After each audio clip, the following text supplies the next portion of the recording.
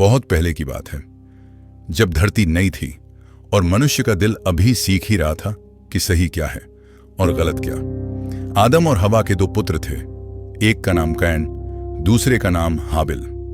हाबिल एक चरवाहा था। वह अपने झुंड में से सबसे उत्तम बलि लेकर आया। कैन किसान था। उसने भी धरती की उपज से बलि चढ़ाई। परमेश्वर ने हाबिल की बलि स्वीकार की, पर कैन की नहीं। और उसी पल कैन का चेहरा उतर गया, उसका हृदय क्रोध से भर गया।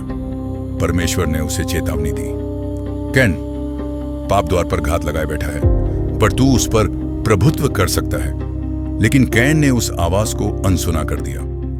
एक दिन कैन अपने भाई हाबिल को खेत में ले गया। वहां कोई गवाह नहीं था, कोई आवाज नहीं थी, सिर्फ एक निर्णय था और एक अपराध। और कैन ने अपने ही भाई का खून बहा दिया।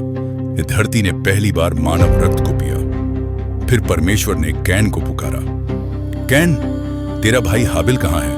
कैन ने कहा, मुझे नहीं पता, क्या मैं अपने भाई का रखवाला हूं? पर धरती चुप नहीं थी। परमेश्वर बोले, तेरे भाई का लहू धरती से मुझे पुकार रहा है। और तभी न्याय का समय आ गया। परमेश्वर ने कहा, अब तू शापित है, धरती तुझे अपनी उपज नहीं देगी, तू भटकता और फिरता रहेगा। कैन कांप उठा। उसने कहा, मेरा दंड सहने से बाहर है, जो कोई मुझे पाएगा वह मुझे मार डालेगा।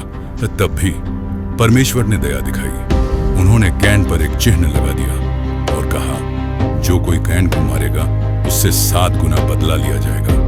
कैन जीवित रहा, पर शांति से नहीं। वह परमेश्वर की उपस्थिति से दूर चला गया और भटकती हुई जिंदगी जीने लगा। यह कहानी हमें सिखाती है कि पाप छोटा नहीं होता, कि ईर्ष्या